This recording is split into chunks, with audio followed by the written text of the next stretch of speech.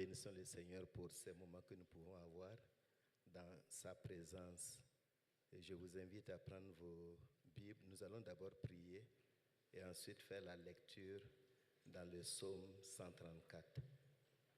Prions. Éternel, nous rendons grâce et gloire à ton saint et précieux nom.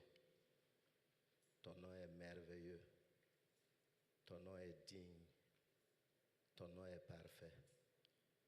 Et si nous sommes là ce matin, c'est parce que tu nous as conduits jusqu'à ce lieu, non seulement pour recevoir la louange et la célébration que nous faisons monter vers toi, mais aussi pour nous parler. Parler à nos cœurs, parler à nos vies. Que ton nom soit béni pour ces instants de méditation de ta parole. Au nom de Jésus-Christ. Amen. Prenons nos Bibles dans le psaume 134 et pendant ce temps, la chorale se met en place pour son chant. Psaume 134.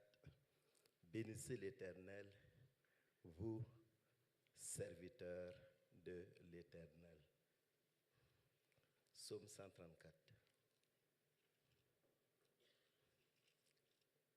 Nous faisons la lecture. Ensuite, nous allons écouter la chorale pour maintenant continuer avec le message. Cantique des degrés. Voici, bénissez l'Éternel, vous tous, serviteurs de l'Éternel, qui vous tenez dans la maison de l'Éternel pendant les nuits. Élevez vos mains vers le sanctuaire et bénissez l'Éternel. Que l'Éternel te bénisse de Sion, lui qui a fait les cieux et la terre. Amen. Ce psaume est le dernier dans la catégorie des cantiques des degrés, les cantiques des montées, qui commence au psaume 120 et s'achève au 134. On avance généralement que ces 15 psaumes étaient chantés par les pèlerins lorsqu'ils montaient à Jérusalem lors des 3 fêtes annuelles, telles que sont la fête des semaines, la fête des pains sans levain ou Pâques, la fête des semaines ou Pentecôte et la fête des récoltes ou Tabernacle. Et les adorateurs de l'Éternel commençaient à les chanter pendant qu'ils étaient très éloignés de Jérusalem. Et lorsqu'ils approchaient, au moment où ils montaient vers le temple sur le mont Sion, et d'autres disent aussi que c'est au moment où ils montaient, gravissaient les marches, les 15 marches du temple. Lorsqu'ils étaient au sommet, alors ils chantaient ce chant, les 2 premiers versets, et ils disaient, voici, comme on pourrait le dire, ô vous, bénissez l'Éternel, vous tous serviteurs de l'Éternel, qui vous tenez dans la maison de l'Éternel pendant les nuits. Élevez vos mains vers le sanctuaire et bénissez le Seigneur. Donc, les pèlerins le disaient, le chantaient à l'endroit des serviteurs du temple. Et à la fin des jours de célébration à Jérusalem, tandis que le peuple s'apprête à repartir chez lui, alors les sacrificateurs se tiennent debout et à leur tour, ils élèvent la voix pour chanter le verset 3e où il est dit « Que l'Éternel te bénisse de Sion, lui qui a fait les cieux et la terre. » Alors, que revêt ce psaume pour nous ce matin? D'abord, nous allons considérer les serviteurs de l'Éternel dans l'Ancien Testament. C'est vrai, quand vous lisez la parole de Dieu, vous voyez, il est question des serviteurs de l'Éternel, tel qu'il est dit dans ce psaume. Initialement, le terme serviteur de l'Éternel concerne les personnes qui sont livrées au service de l'Éternel dans la maison de Dieu. Ils vivent pour l'Éternel et non pour service, et non pour activité, que d'assurer le service de la maison de Dieu. Ce sont les Lévites qui avaient été consacrés par l'Éternel pour jouer ce rôle parmi le peuple de Dieu, parmi les 12 tribus d'Israël. Aaron et sa maison devaient assurer la bonne tenue de la vie du temple, du tabernacle d'abord et ensuite du temple, et assurer vraiment le sacerdoce, veiller à ce que tout soit fait selon les règles, que l'adoration de Dieu, les sacrifices soient faits selon les règles.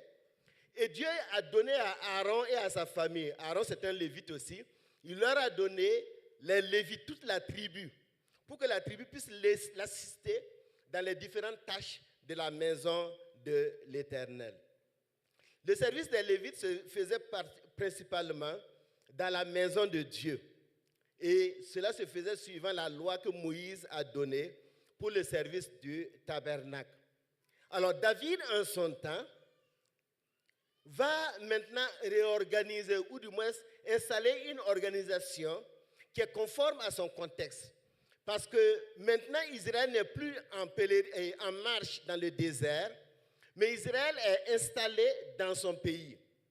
Et le tabernacle, l'arche était à Sion. Le tabernacle est là et bien stable. Et bientôt, David veut construire le temple de l'Éternel. Donc, il va réorganiser le service des Lévites conformément à ce que Moïse avait donné.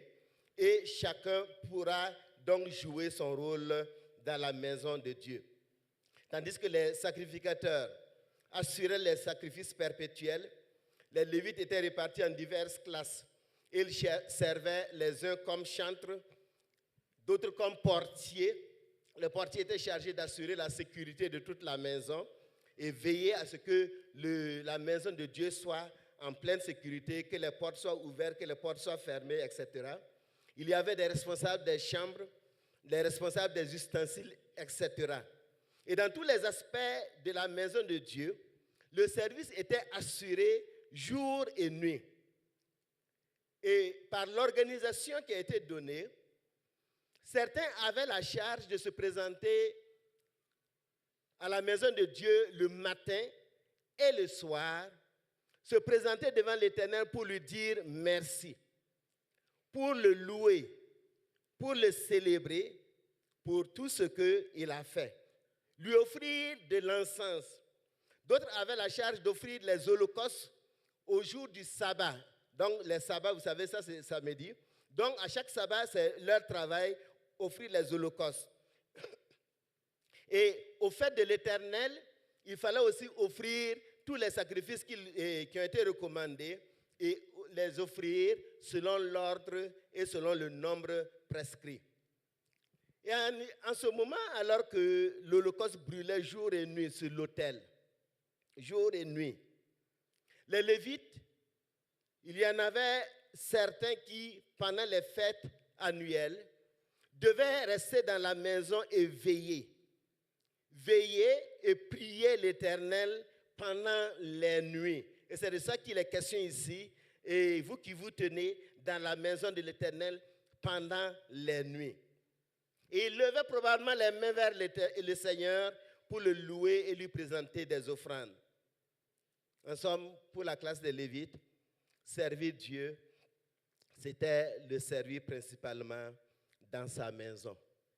Le servir dans le tabernacle, le servir dans le temple lorsqu'il a été construit.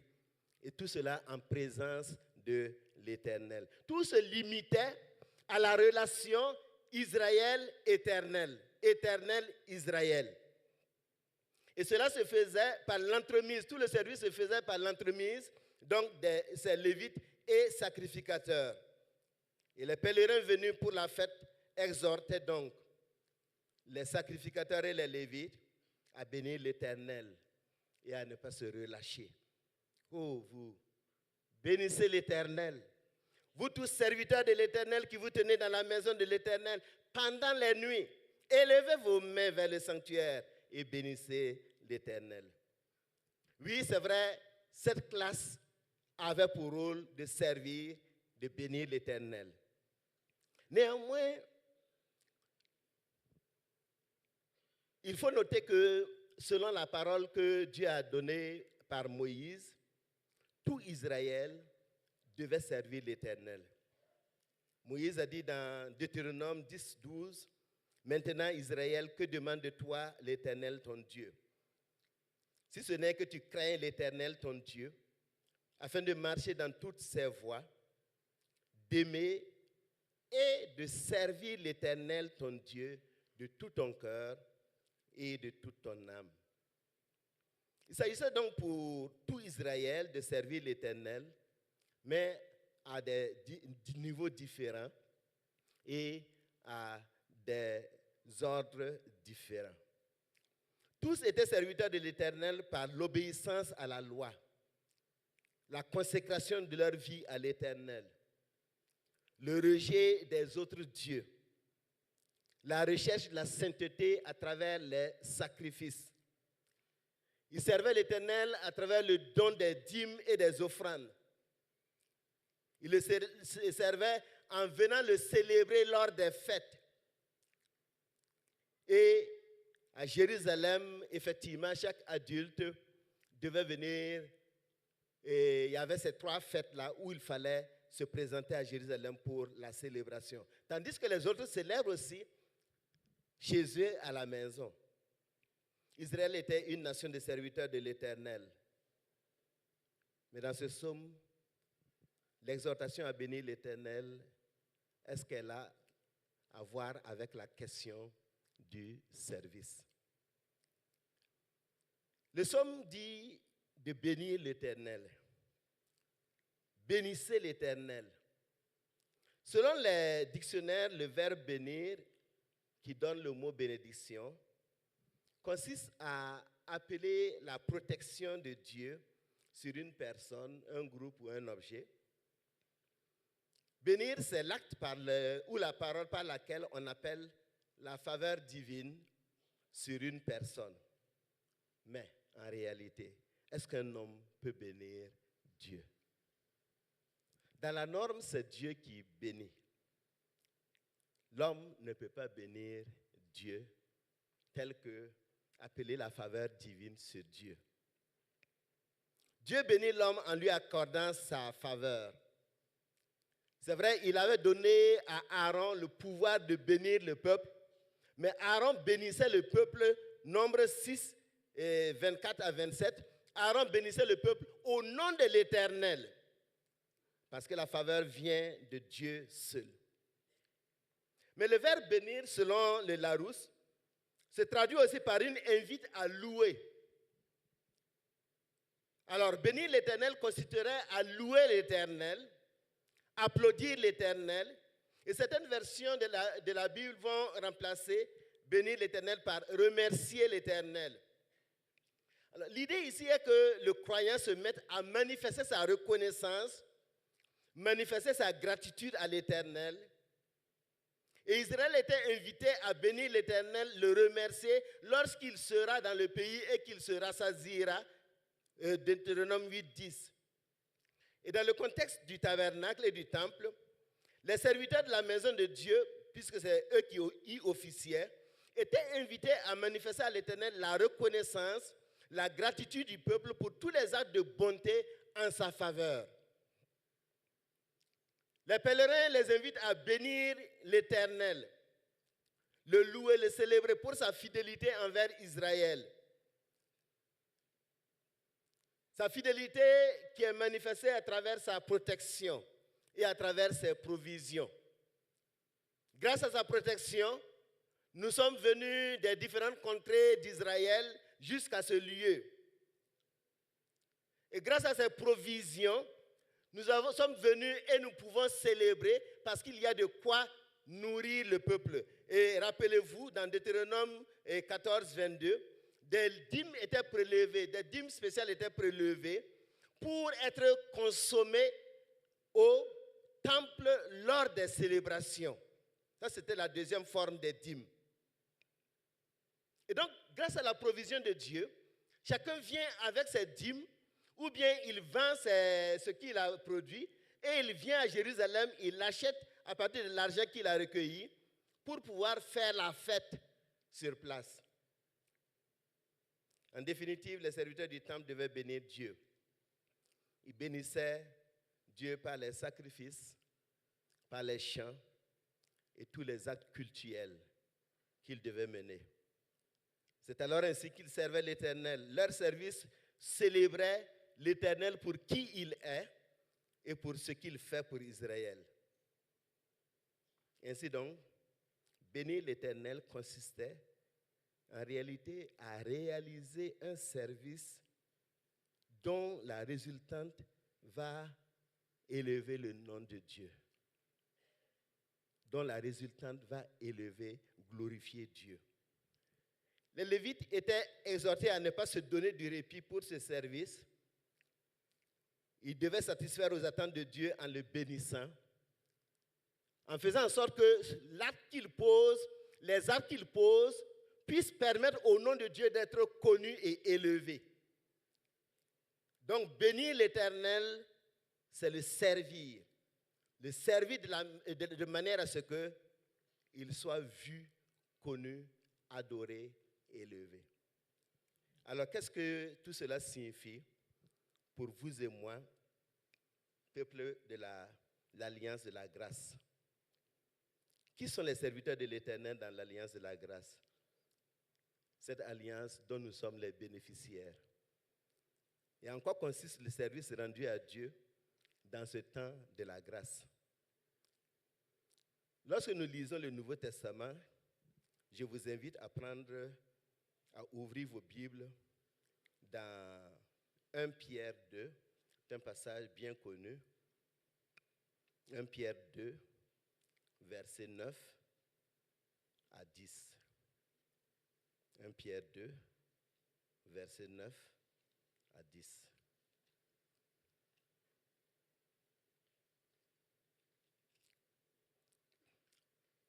Il est dit ceci.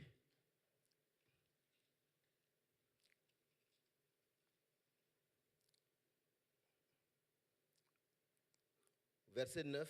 Vous, au contraire, vous êtes une race élue, un sacerdoce royal, une nation sainte, un peuple acquis afin que vous annonciez les vertus de celui qui vous a appelé des ténèbres à son admirable lumière. Vous qui autrefois n'étiez pas un peuple et qui maintenant êtes le peuple de Dieu, vous qui n'aviez pas obtenu miséricorde et qui maintenant avez obtenu miséricorde. Amen.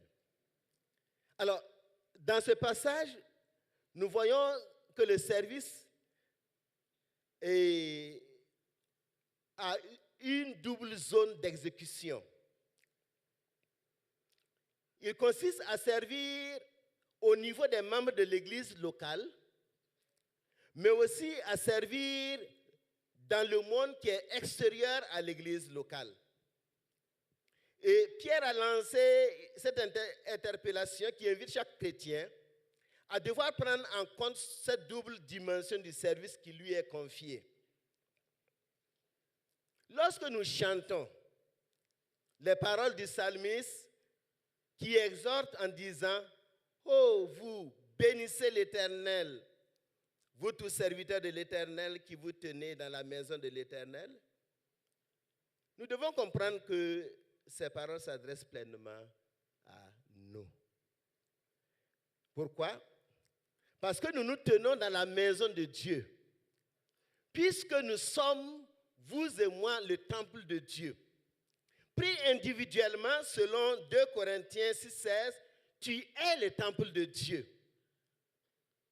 Et mis ensemble, selon 1 Corinthiens 3,16, nous sommes le temple de Dieu. L'église locale ou église centrale est le temple de Dieu, composé de petits temples, chacun pour soi, est le temple de Dieu, c'est-à-dire la demeure du Saint-Esprit. L'apôtre Pierre interpelle donc ceux qui croient en Jésus en ces mots. Et dans cette interpellation, nous allons voir qu'il y a 3 aspects bien distincts. Les 2 premiers sont en lien avec le psaume que nous avons lu, les 2 premiers versets. Et le 3e est spécifique à l'alliance dans laquelle nous sommes. Dans ce que Pierre a dit, il y a d'abord une identification des serviteurs. La race élue, le sacerdoce royal, la nation sainte, le peuple acquis, c'est ça les serviteurs. Le deuxième élément que l'on identifie, c'est le domaine du service. Il parle du sacerdoce royal et le sacerdoce royal offre des sacrifices au sein de la nation sainte de Dieu. C'est-à-dire les sacrifices sont offerts au sein du peuple. Au sein du peuple qui est acquis. Donc c'est le service qui est en faveur des frères et des sœurs, en faveur des membres de l'Église. Maintenant, le troisième aspect, là c'est un service à l'extérieur. C'est-à-dire quand il dit, afin que vous annonciez. Donc là c'est pour aller annoncer dans les ténèbres. Nous allons y revenir. D'abord, les serviteurs de l'Alliance de la grâce. Il y a l'appel qui est adressé à chacun d'entre nous, à vivre comme une race élue, à vivre comme les membres d'un sacerdoce royal. En d'autres termes, Dieu veut trouver du plaisir à être parmi nous parce que nous sommes un peuple qui se comporte comme étant mis à part pour lui. Un peuple qui se comporte comme ayant été acquis pour manifester la gloire de Dieu. Un peuple qui est là pour servir Dieu. Tout membre de ce peuple sert Dieu parce qu'il est pleinement conscient qu'il est enfant de Dieu. Et lorsqu'on est enfant de Dieu, on le sait. Le Saint-Esprit témoigne dans ton cœur que tu es enfant de Dieu. Et parce que tu es enfant de Dieu, tu ne peux pas rester sans servir ton Seigneur. Oh, bénis l'Éternel, toi, serviteur de l'Éternel. Et ailleurs, le Saint-Esprit va dire, et du zèle, Romains 12, 11, servez le Seigneur. Et dans Colossiens 3, 23 à 24, il dit, tout ce que vous faites, faites-le de bon cœur, comme pour le Seigneur et non pour des hommes, sachant que vous recevrez du Seigneur l'héritage. Et il finit par dire, servez Christ le Seigneur. Bien-aimés, vous et moi, nous sommes des serviteurs de Dieu. Les domaines du service interne sont bien nombreux. Et pour toute personne qui est reconnaissante pour le salut qui lui a été donné, elle doit s'engager à servir Dieu dans un domaine donné. Notre vie doit être livrée à remercier Dieu, à célébrer Dieu, à le louer, à l'adorer à travers un service qui est évident. Et à travers ce service-là, nous bénissons de Dieu. Lorsque nous avons dit bénir, et on parle de la définition où on demande la faveur de Dieu envers quelqu'un. Oui, nous ne pouvons pas demander la faveur de Dieu envers quelqu'un, mais nous pouvons travailler pour que Dieu soit glorifié à travers ce que nous faisons. Et c'est ainsi que nous bénissons Dieu.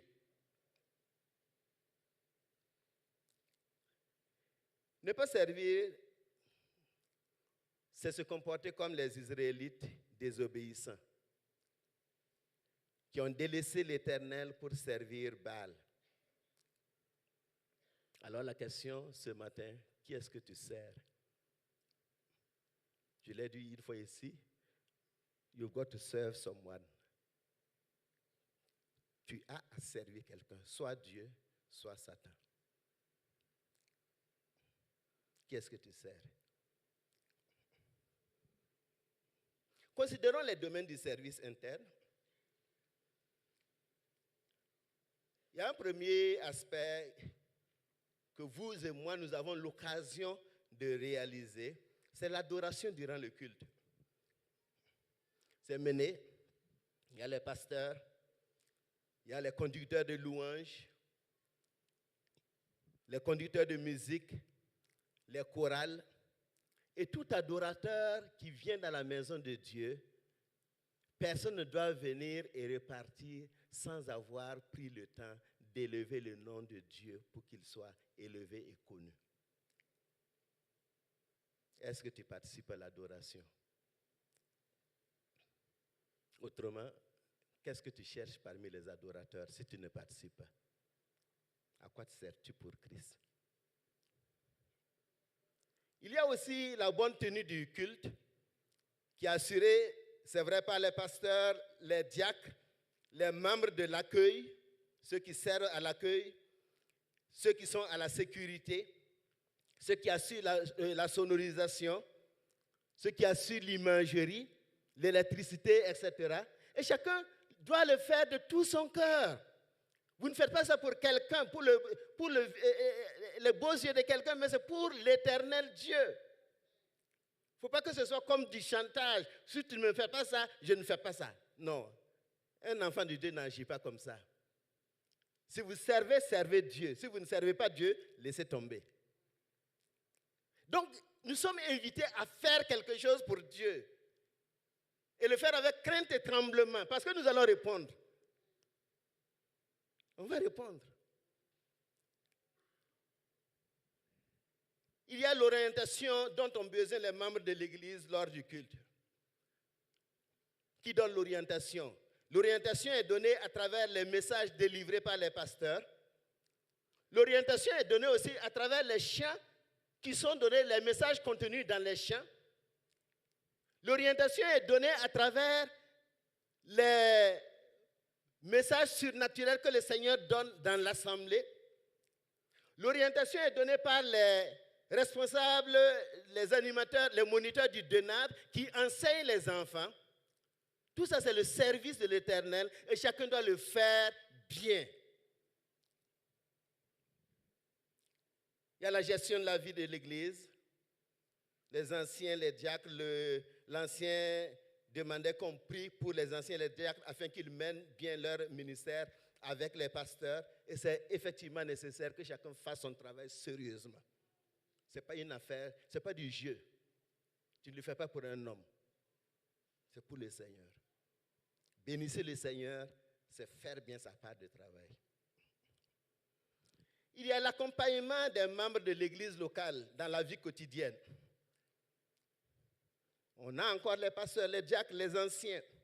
Mais on a les responsables d'associations. Si vous êtes dans l'association, vous êtes responsable. C'est une mission. Et vous devez vous charger de bien faire ce travail pendant le mandat. Quand ce n'est pas bien fait, vous ne bénissez pas l'Éternel. Donc, ASC, JAR, MEB, DENAD, les responsables des chorales, les responsables des cellules de quartier. On n'est pas responsable de cellules de quartier pour juste le titre, mais pour animer la cellule du quartier. Il y a le soutien spirituel de l'Église. Ceux qui sont chargés de veiller en prière pour la bonne marche et de toute l'Église locale. Selon 1 Thessaloniciens 5,17 qui dit « Priez sans cesse ». Ce service, en réalité, relève de tous les membres de l'Église. C'est vrai, il y a des groupes qui se rencontrent les midis, il y a des groupes qui se rencontrent les matins, des groupes se rencontrent en semaine pour prier, mais chacun doit être quelque part en train de prier pour l'Église, pour des frères, pour des sœurs. Si tu ne le fais pas, ça veut dire que tu ne bénis pas l'Éternel. Est-ce que tu peux trouver du temps, juste quelques minutes, pour prier pour ton église locale, ou bien prier pour un frère, une sœur dans l'église locale? Est-ce que tu peux te laisser interpeller par le Saint-Esprit, au lieu de t'asseoir, critiquer, asseoir, prier pour la personne?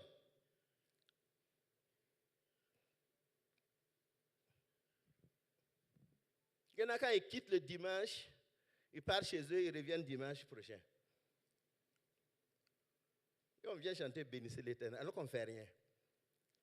On ne prie pas à la maison, on ne fait rien de spécial, on attend dimanche pour revenir. Dans ce cas-là, ça pose problème. Vous ne bénissez pas l'Éternel, vous ne servez pas l'Éternel. La provision financière et matérielle, ça relève aussi de toute l'Église. Est-ce que tu donnes avec vérité? Tu reçois de l'église locale, mais est-ce que tu donnes à Dieu pour que l'église locale marche, fonctionne bien? Il y en a qui croient que c'est donné seulement, quand ils donnent leur dîme, offrande, ça suffit. Toute la semaine, c'est pour eux. Ça, c'est la mauvaise manière de comprendre la vie chrétienne. La semaine ne t'appartient pas, la semaine appartient à Dieu. Et chaque jour, chaque instant doit servir à bénir l'Éternel. Bénissez l'Éternel. Ça doit être ainsi chaque jour. Que Dieu nous aide. Au niveau interne, donc, toute personne qui a été lavée par le sang de Christ est appelée à servir selon l'orientation et le niveau de responsabilité qu'elle a reçu. Et je crois que si vous avez bien suivi et si nous sommes d'accord avec la parole de Dieu, les pasteurs ne sont pas les seuls serviteurs de Dieu. C'est nous tous. Les pasteurs ont un rôle de guidage, d'accompagnement. Mais les serviteurs de Dieu, c'est toute l'assemblée de Dieu. Et le Saint-Esprit dirige chaque chrétien vers un domaine de service. Parce que comme Pierre l'a dit, vous formez tous un sacerdoce royal. Vous êtes des sacrificateurs de Dieu. Chaque homme, chaque femme est exhorté à bénir Dieu par un service accompli au sein de la nation sainte que nous formons, la nation sainte qu'est l'Église. Ce qu'on lui demande seulement, faites tout avec la crainte de Dieu. Faites tout avec la crainte de Dieu. Vivre en communion avec Dieu. Ensuite, nous avons le service externe. Pour ce qui concerne le niveau du service externe à l'église locale, remarquons que après que Pierre ait dit, quand il a dit, vous êtes une race élue, un sacerdoce royal, une nation sainte, un peuple acquis, Pierre oriente maintenant nos regards vers un but à atteindre. Et à travers la locution conjonctive « afin », il nous oriente vers un but que nous devons viser. Et le but là, c'est que vous annoncez les vertus de celui qui vous a appelé des ténèbres à son admirable lumière. Cette orientation nous déploie hors du niveau interne pour nous envoyer dans le monde extérieur, conformément à l'ordre de Jésus qui a dit dans Matthieu 28, « Allez, faites de toutes les nations mes disciples ». Dans l'alliance de la grâce qui a établi l'Église, les serviteurs de l'Éternel sont tous ceux qui ont été lavés par le sang de Jésus. Leur rôle, outre le service intérieur, est un service extérieur qui consiste à annoncer les vertus de Jésus au monde des ténèbres d'où ils avaient été tirés il y a bien longtemps. Certains ont été retirés il y a 20 ans, 50 ans, 10 ans, 3 mois. Donc c'est repartir là-bas pour annoncer les vertus de celui qui t'a amené dans la lumière. C'est ainsi donc qu'ils bénissent l'Éternel.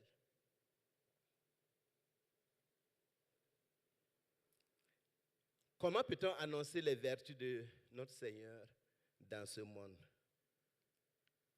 Je crois que nous comprenons tous que nous avons une nouvelle nature. Et de façon naturelle, il y a 3 moyens qui nous sont donnés. Le premier moyen d'annoncer les vertus de Jésus, c'est d'être la lumière. Dans Matthieu 5, 14 à 16, Jésus a dit, « Vous êtes la lumière du monde. Une ville située sur une montagne ne peut être cachée. Et on n'allume pas une lampe pour la mettre sous le boisseau, mais on la met sur le chandelier et elle éclaire tous ceux qui sont dans la maison. Que votre lumière luise ainsi devant les hommes, afin qu'ils voient vos bonnes œuvres et qu'ils glorifient votre Père qui est dans les cieux. » Bien-aimés, la présence d'un chrétien dans un lieu donné doit permettre à ceux qui s'y trouvent de savoir comment se comporter. S'il y a un chrétien dans un milieu donné, ceux qui s'y trouvent doivent, en le regardant, savoir comment se comporter pour avoir une vie qui leur est avantageuse. Pourquoi? Parce que le chrétien marche dans l'intégrité. Et donc la question que je dois me poser, c'est que disent les gens de moi en termes de modèle moral vis-à-vis de l'argent?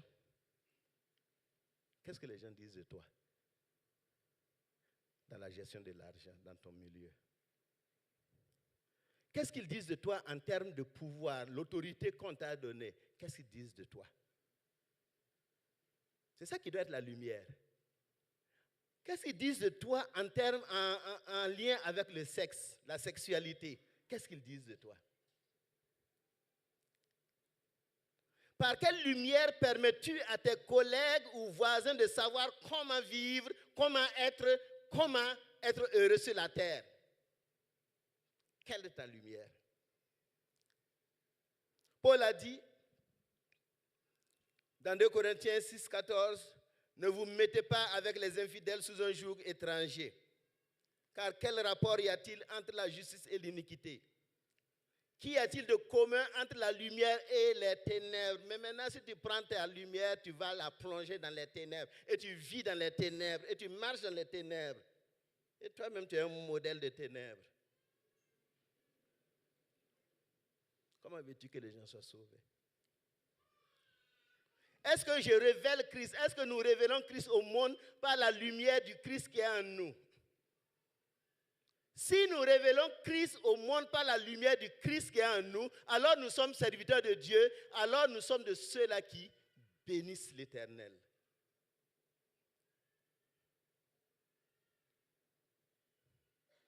Si tel est le cas donc, nous sommes ses serviteurs bien-aimés, parce que Jean a dit, si nous marchons dans la lumière comme il est lui-même dans la lumière, nous sommes mutuellement en communion. Et le sang de Jésus, son Fils, nous purifie de tout péché.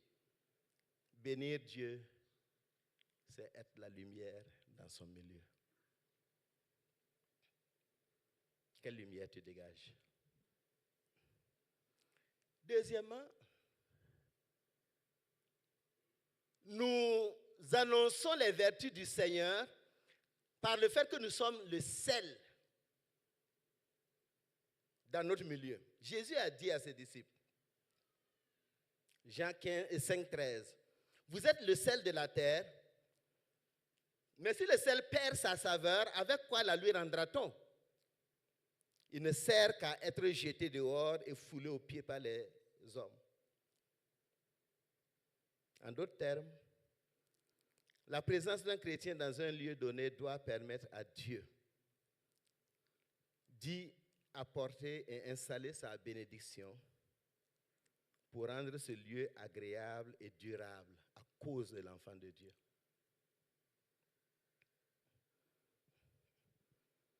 Si vous êtes dans une famille qui ne connaît pas Christ, votre présence dans cette famille doit permettre à Dieu d'y apporter sa bénédiction et rendre cette famille agréable et durable.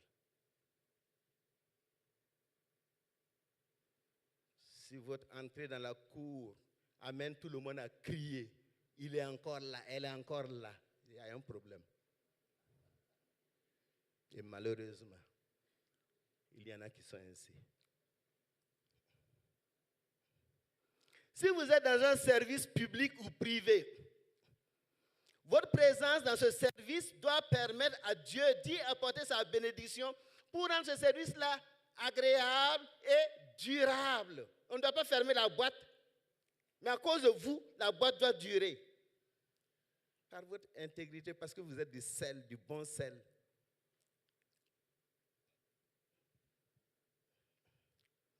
Si vous êtes dans une association avec des gens du monde, votre présence dans l'association doit permettre de garder cette association-là durable et agréable. On ne va pas faire comme tout le monde. Vous savez, le sel, quand il est dans la sauce, il est très agréable. Quand il manque, quand vous mettez du sel qui n'est pas du sel, ça ne marche pas. La sauce ne va pas être agréable. Si vous êtes dans un parti politique, votre présence dans ce parti doit permettre à Dieu d'y apporter sa bénédiction pour le rendre agréable et durable. Mais si c'est à cause de vous que le parti meurt, il y a un problème. Quel est ton sel? Quelle est la qualité de ton sel?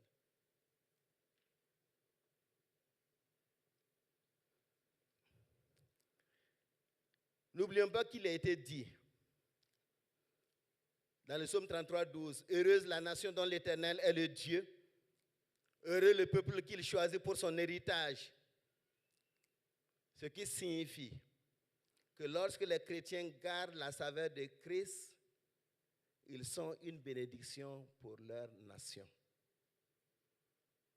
Et ils rendent leur nation agréable et durable. La question à se poser aujourd'hui, par moi et par toi, quel avantage j'apporte au Burkina Faso? Est-ce que je suis du sel? Et à cause de moi, le pays va se relever de ses cendres. Si votre présence apporte tumulte et désordre à n'en pas finir, alors vous n'êtes pas au service de Dieu et alors vous ne le bénissez pas. Votre niveau de saveur n'est pas avantageux pour votre milieu. Et il faut en ce moment chercher la face de Dieu. Vous savez, l'apôtre Paul était dans cette barque, ce bateau. Et dans Actes au chapitre 27, il y a eu un grand vent. Et le vent était si violent que la barque et le bateau allaient se cogner contre les rochers. Et tout le monde avait peur. Et l'apôtre Paul s'est levé au milieu de tous ces gens-là, les marins, tous ceux qui étaient là, pour leur dire, voici ce qu'un ange du Seigneur m'a dit. Dieu t'a donné tous ceux qui naviguent avec toi. Et il leur a dit, rassurez-vous, n'ayez pas peur. Est-ce qu'à cause de toi, ton service peut dire, tu peux aller dans ton service et dire, Dieu m'a donné le service. À cause de moi, le service ne va pas tomber. À cause de moi, la famille ne va pas tomber. À cause de moi, l'association ne va pas tomber.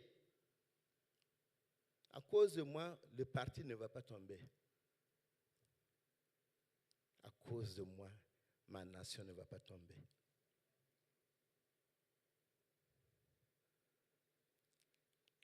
Que Dieu puisse nous utiliser pour que nous puissions dire aux gens, rassurez-vous, parce que je suis là. Et à cause de moi, Dieu a prévu de vous sauver. Et enfin, nous annonçons Christ en parlant de lui dans notre milieu. Donc, en étant lumière, en étant sel et en parlant. Lorsqu'une occasion se présente, le chrétien doit la saisir pour parler du Christ. Lorsque nous permettons à l'Esprit Saint de conduire nos vies, il va nous aider à reconnaître les moments favorables pour parler de Jésus. Et si nous avons l'occasion de parler de Jésus, utilisons les mots que Dieu nous donne, utilisons la sagesse que Dieu nous donne, utilisons les passages que Dieu nous donne et parlons de Jésus pour que les gens reçoivent Jésus dans leur vie. Annoncer les vertus de Dieu. Conclusion du pèlerinage.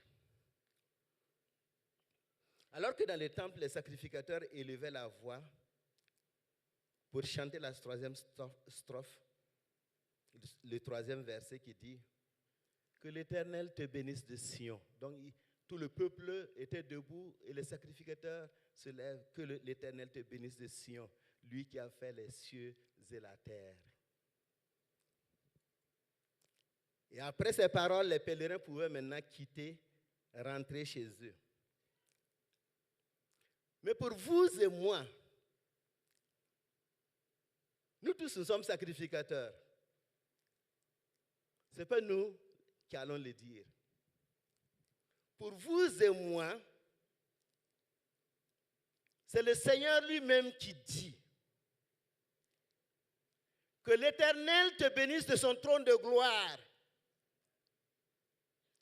Lui qui a fait les cieux et la terre. En d'autres termes, ce matin, Jésus dit, je te bénis de mon trône de gloire, moi qui ai fait les cieux et la terre. Bénissez le Seigneur, vous tous serviteurs du Seigneur, qui demeurez dans la maison de Dieu durant les heures de la nuit. Bénissez le Seigneur, Seigneur, vous tous serviteurs du Seigneur, qui demeurez dans la maison de Dieu durant les heures de la nuit. Levez vos mains vers lui. Bénissez votre Dieu. Que le Seigneur soit béni de si, lui qui fit le ciel et la terre. Oh, levez vos mains vers lui, bénisse votre Dieu. Alléluia. Que le Seigneur soit béni de Sion, lui qui fit le ciel et la terre, lui qui fit le ciel et la terre. Alors, vous pouvez prendre vos Bibles, vous pouvez rentrer chez vous avec la bénédiction de l'Éternel, tout en chantant. On va continuer à chanter en sortant. Levez vos mains vers l'Éternel. Levez vos mains vers lui. Oh, bénissez votre Dieu. Alléluia. Que le Seigneur soit béni de Sion, lui qui fait le ciel et la terre. Oh, levez